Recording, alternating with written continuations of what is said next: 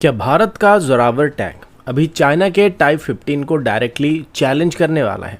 क्या तेजस मार्क 1 का उत्तम ये रडार सच में 240 किलोमीटर दूर से एनिमी फाइटर को ट्रैक कर सकता है? और क्या भारत का नया शक्ति ड्रोन पाकिस्तान और चाइना के अंदर 1000 किलोमीटर के अंदर तक स्ट्राइक करने की कैपेबिलिटी हासिल करने वाला है? आज की वीडियो में हम ऐसे ही कुछ इंटरेस्टिंग अपडेट्स के बारे में बात करने वाले हैं। नमस्कार दोस्तों, मेरा नाम है अंशुमन नायक और आप सभी का बहुत बहुत स्वागत है इंडियन डिफेंस न्यूज की डिफेंस टॉक सीरीज में।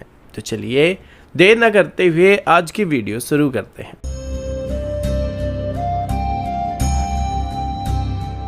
आज की पहली अपडेट भारत के जोरावर लाइट टैंक प्रोग्राम और उसके नए आर्मर अपग्रेड की तरफ से है। रिपोर्ट्स के मुताबिक डिफेंस मेट्रोलॉजिकल रिसर्च लैबोरेटरी यानी DMRL की तरफ से अभी जोरावर लाइट टैंक के लिए एक एडवांस आर्मर प्रोटेक्शन पैकेज को डेवलप किया जा रहा है, जो कि NATO स्टैंडर्ड के 25 mm और 30 mm FSA-PDS यानी आर्मर फिनिशिंग राउंड को डिफीट करने की कैपेबिलिटी रखने वाले हैं। रिपोर्ट्स के हिसाब से DMRL का ऑब्जेक्टिव जोरावर को 25 mm FSA-PDS के खिलाफ स्टैंडर्ड लेवल 5B का प्रोटेक्शन और 30 mm FSA-PDS राउंड के खिलाफ स्टैंडर्ड लेवल 6 की प्रोटेक्शन को प्रोवाइड करने की कोशिश होने वाली है। अभी जोरावर के पास reportedly standard level 4 frontal protection और बाकी सेक्शन में लेवल 2 प्रोटेक्शन मौजूद है। ये protection heavy machine gun fire और आर्टिलरी स्प्रिंटर के खिलाफ इफेक्टिव माना जाता है, लेकिन ये डायरेक्टली 30 mm की FSA-PDS राउंड्स को रोक नहीं सकता है और इसी वजह से अभी इसने अपग्रेड को करने का प्लान किया जा रहा है, जो कि इसे फ्यूचर बैटलफील्ड में डेंजरस एनवायरनमेंट में सर्वाइव करने लायक बनाने वाला है। सबसे खास बात यह कि नॉर्मली लाइट टैंक का सबसे बड़ा वीकनेस इनका लिमिटेड आर्मर प्रोटेक्शन होता है, क्योंकि वेट रेस्ट्रिक्शन होने की वजह से इनमें मेन बैटल टैंक जैसा हैवी आर्मर लगाना संभव नहीं होता है। लेकिन DMRL की तरफ से भी advance armour steel, ceramic composites और लाइटवेट प्रोटेक्शन टेक्नोलॉजी की मदद से इस चैलेंज को सॉल्व करने की कोशिश किया जा रहा है। ये डेवलपमेंट स्ट्रेटेजिक लेवल पर भी बहुत बड़ा इंपॉर्टेंट फैक्टर बनने वाला है, क्योंकि जोरावर को स्पेशली ईस्टर्न लद्दाख और हाई अल्टीट्यूड सेक्टर के लिए डेवलप किया जा रहा है, जहां चाइना की तरफ से टाइप 15 लाइट टैंक और मॉडर्न 30 mm स्टैंडर्ड के ऑटोकैनन इक्विप्ड व्हीकल्स को डिप्लॉय किए जाने वाले हैं। तो अगर इसका आर्मर इनको डिफीट नहीं कर पाएगा तो ये दुश्मन के लिए इजी टारगेट बनने वाले हैं, क्योंकि हम 30 mm या 40 mm स्टैंडर्ड की एमुनेशन के लिए एक्टिव प्रोटेक्शन सिस्टम का इस्तेमाल नहीं कर सकते हैं।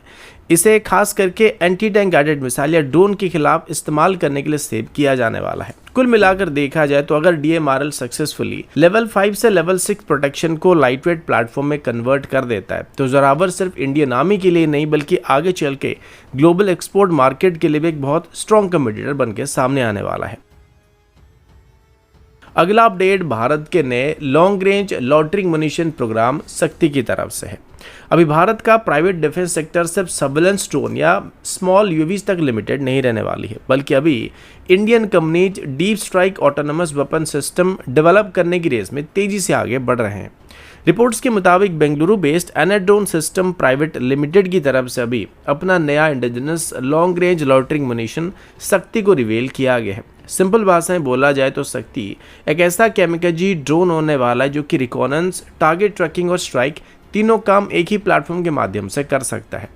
रिपोर्ट्स के हिसाब से इस सिस्टम को स्पेशली डीप स्ट्राइक मिशन के लिए डिजाइन किया जा रहा है, जहां एनिमी के command centre, radar station, logistic hubs और दूसरे हाई वैल्यू मिलिट्री एसेट को हिट करने की कोशिश किया जाएगा। अभी सबसे इंटरेस्टिंग बात यह कि शक्ति को लगभग 1000 किलोमीटर रेंज, 25 किलोग्राम वॉरहेड और करीब 4 घंटे तक की एंडोरेंस के साथ डेवलप किया जा रहा है। ये कैपेबिलिटी इसे स्ट्रेटेजिक कैटेगरी के लॉटरिंग मुनिशन की सेगमेंट में डालने वाला है। इस प्लेटफॉर्म में एक वाइड एंगल ऑनबोर्ड कैमरा भी इंटीग्रेट किया जा रहा है, जो कि इंपैक्ट से पहले real time target confirmation provide करने वाला है। इसका मतलब ऑपरेटर फाइनल स्ट्राइक करने से पहले विजुअली टारगेट को वेरीफाई कर सकता है, जिससे कोलैटरल डैमेज का रिस्क काफी कम होने वाला है। अभी अगर इसकी डिजाइन की बात करें तो रिलीज्ड कॉन्सेप्ट इमेज में शक्ति को एक stealth oriented flying wing configuration में देखा गया। इसमें tailless blended wing body design और शार्पली स्वेप्ट विंग डिजाइन देखने को मिला है। ऐसे डिजाइन का मेन ऑब्जेक्टिव ड्रैग को कम करना और रडार सिग्नेचर को कम करना होता है। रिपोर्ट्स के हिसाब से इसका overall architecture long range cruise efficiency और सर्वाइविलिटी को ध्यान में रखकर डेवलप किया गया। साथ ही इसकी प्रोमो विजुअल से यह भी संकेत मिल रहा है कि इस प्लेटफॉर्म को हिमालयन और हाई अल्टीट्यूड ऑपरेशनल एनवायरनमेंट के लिए भी ऑप्टिमाइज किया जा सकता है। अगला अपडेट तेजस मार्क 1 है और खास करके उत्तम ऐसा रडार और इसकी लेटेस्ट परफॉर्मेंस वैलिडेशन की तरफ से है। अभी भारत का तेजस मार्क 1 प्रोग्राम सिर्फ एक फाइटर एयरक्राफ्ट प्रोग्राम नहीं रहा है, बल्कि धीरे धीरे एक complete indigenous air combat ecosystem के रूप में उभरकर सामने आ रहा है। रिपोर्ट्स के हिसाब से तेजस मार्क 1 के उत्तम एसा रडार ने रिसेंट इवोल्यूशन ट्रायल के दौरान एक बहुत ही इंप्रेसिव माइलस्टोन को हासिल किया है। रिपोर्ट्स के हिसाब से उत्तम एसा रडार ने एक ऐसा टारगेट को डिटेक्ट, ट्रैक और एंगेज करने की कैपेबिलिटी डेमोन्स्ट्रेट किया है जिसका रडार क्रॉस सेक्शन लगभग 10 मीटर स्क्वायर के आसपास का था और ये ट्रैकिंग लगभग 240 किलोमीटर की दूरी से की गई थी। और गौर करने वाली बात यह कि हम यहाँ पर डिटेक्शन की बात नहीं कर रहे बल्कि ट्रैकिंग की बात कर रहे हैं, जो कि नॉर्मली डिटेक्शन रेंज के मुकाबले रडार के टाइप के हिसाब से 70 to 50% के आसपास रिड्यूस हो जाता है। सिंपल भाषा में बोला जाए तो अभी जो टारगेट को ट्रैक किया गया था, ये target fully loaded multi role fighter aircraft के इक्विवेलेंट माना जा रहा है, जिसमें मिसाइल, फ्यूल टैंक्स और एक्सटर्नल पॉड वगैरह लगे हुए होते हैं और इसको हम लोग Su-30 MKI कैटेगरी के फाइटर में इंक्लूड कर सकते हैं। अभी सबसे इंटरेस्टिंग बात यह कि टेस्टिंग के लिए पायलटलेस टारगेट एयरक्राफ्ट यानी एक तरीके की ड्रोन का इस्तेमाल किया गया था, जिसमें स्पेशली कॉर्नर रिफ्लेक्टर लगाए गए थे जो कि रडार क्रॉस सेक्शन को इंक्रीज करने का काम कर रहे थे। ये अचीवमेंट उत्तम एसा रडार के improve power output, advance signal processing और इलेक्ट्रॉनिक काउंटर मेजर सिस्टम यानी ECCM कैपेबिलिटी को डेमोन्स्ट्रेट कर रहा था। यानी फ्यूचर बैटलफील्ड में अगर एनिमी इलेक्ट्रॉनिक जैमिंग का इस्तेमाल भी करता है तब भी रडार टारगेट को सही तरीके से डिटेक्ट और ट्रैक करने की कैपेबिलिटी मेंटेन कर सकता है। अब इसका डायरेक्ट फायदा तेजस मार्क 1 के पायलट को मिलने वाला है, क्योंकि मॉडर्न एयर कॉम्बैट में जो एयरक्राफ्ट पहले टारगेट को डिटेक्ट करेगा वही अक्सर पहला मिसाइल लॉन्च करने वाला है। इस वजह से अभी उत्तम एसा रडार तेजस मार्क 1 को एक strong first look and first shot capability provide करने वाला है। साथ ही अस्त्र मार्क 2 मिसाइल इंटीग्रेशन भी अभी इस डायरेक्शन में एक बहुत बड़ी स्टेप होने की उम्मीद किया जा रहा है। रिपोर्ट्स के मुताबिक अस्त्र मार्क 2 का एंगेजमेंट रेंज अभी 240 किलोमीटर के आसपास होने वाली है। यानी उत्तम एसा रडार और अस्त्र मार्क 2 का कॉम्बिनेशन तेजस मार्क 1 को अभी एक बहुत ही डेंजरस VVR कॉम्बैट प्लेटफॉर्म में कन्वर्ट कर सकता है। कुल मिलाकर देखा जाए तो उत्तम एसा रडार की ये अचीवमेंट सिर्फ तेजस मार्क 1 के लिए नहीं बल्कि भारत के इंडिजिनस डिफेंस इकोसिस्टम के लिए भी एक बहुत बड़ा माइलस्टोन बनने वाला, जो कि आगे चल के हमारी फायर कंट्रोल रडार सिस्टम का बैकबोन बनने वाला है। अगला अपडेट L&T के नए अनमेंड मीडियम कैलिबर टरेट और भारत के future infantry combat vehicle programme की तरफ से है।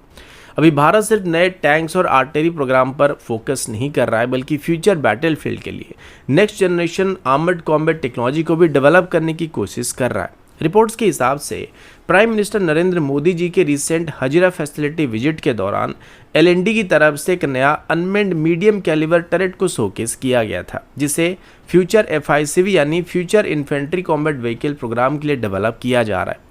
अभी सबसे इंटरेस्टिंग बात यह कि इस टरेट का डिज़ाइन ट्रेडिशनल मैन टरेट से काफ़ी अलग लग रहा था, जिसमें कोई विजिबल क्रू हैच या ऑब्जर्वेशन स्टेशन देखने को नहीं मिला है, जिसे स्ट्रांगली इंडिकेट होता है कि एक फुली अनमेन टरेट होने वाला है, फिर रिमोटली ऑपरेट टरेट होने वाला है। रिपोर्ट्स के हिसाब से इस टरेट में 30 mm से लेकर 40 mm क्लास की ऑटोमेटिक कैनन को इंटीग्रेट किया जा सकता है। ये weapon infantry, light armoured vehicle, bunkers और लो फ्लाइंग ड्रोन को एंगेज करने की कैपेबिलिटी प्रोवाइड कर सकते हैं।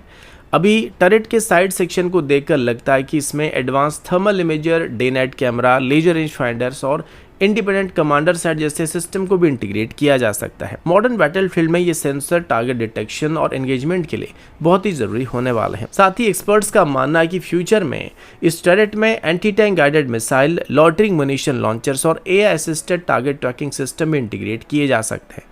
इसके flat armour surface, modular composite armour और रिएक्टिव आर्मर पैकेज को भी सपोर्ट करने वाले हैं, जो कि आगे चल के हमारी इन्फेंट्री कॉम्बैट व्हीकल के लिए एक और पॉजिटिव पॉइंट होने वाली है। यानी कि फ्यूचर में इनको जरूरत के हिसाब से एडवांस प्रोटेक्शन को भी प्रोवाइड किया जा सकेगा। अगला अपडेट रशिया के Ka-2260 हेलीकॉप्टर प्रोग्राम की तरफ से है। अभी रशिया की तरफ से एक ऐसा डेवलपमेंट सामने आया है जो कि फ्यूचर में भारत के लाइट यूटिलिटी हेलीकॉप्टर रिक्वायरमेंट को डायरेक्टली इम्पैक्ट कर सकता है। रिपोर्ट्स के मुताबिक रशिया की तरफ से upgraded Ka-2260 light utility helicopter का सक्सेसफुल मेडन फ्लाइट को कंप्लीट कर लिया गया है और सबसे खास बात यह कि अभी यह हेलीकॉप्टर पूरी तरह से रशियन ओरिजिन VK-650V टर्बोसैफ्ट इंजन से चलने वाली है। रिपोर्ट्स के हिसाब से 22 मई 2026 को मॉस्को के नेशनल हेलीकॉप्टर सेंटर पर इस हेलीकॉप्टर ने अपना पहला कंप्लीट सर्कुलर फ्लाइट को कंप्लीट किया था। इससे पहले मार्च 2026 में होवर ट्रायल को भी सक्सेसफुली कंप्लीट किया गया था।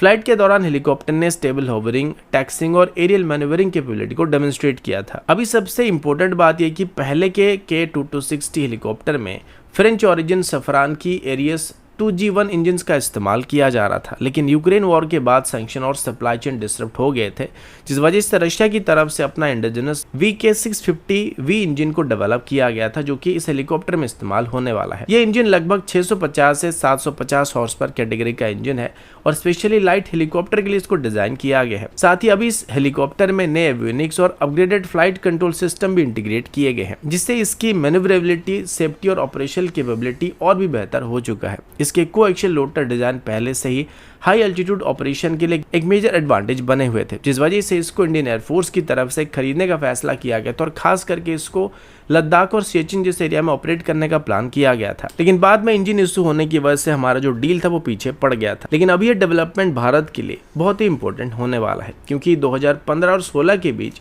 भारत और रशिया के बीच लगभग 200 कामोव 2260 हेलीकॉप्टर को खरीदने के लिए एक जॉइंट एग्रीमेंट को साइन किया गया था, जिसमें से लगभग 140 हेलीकॉप्टर भारत में बनाए जाने वाले थे। लेकिन कॉस्ट इशू, लोकलाइजेशन डिस्प्यूट्स और सैंक्शंस की वजह से पूरा प्रोजेक्ट ऑलमोस्ट फ्रीज हो गया था। अभी रशिया का मानना है कि VK650 इंजन के आने के बाद फॉरेन डिपेंडेंसी खत्म हो चुकी है, जिस वजह से इस प्रोजेक्ट को फिर से रिवाइव किया जा सकता है। रिपोर्ट्स के मुताबिक मॉस्को अभी फिर से इंडियन आर्मी और इंडियन एयरफोर्स को K2260 हेलीकॉप्टर को ऑफर कर रहा है। अगर ये डील रिवाइव हो जाता है तो भारत को एक modern twin engine light utility helicopter मिलने वाला है, जो कि high altitude logistic, reconnaissance, troop transport और डिजास्टर रिलीफ जैसे मिशन में काफी यूजफुल साबित हो सकता है। तो दोस्तों, अभी के लिए इतना ही। मिलता हूँ आपसे अगले वीडियो में, तब तक के लिए जय हिंद, वंदे मातरम।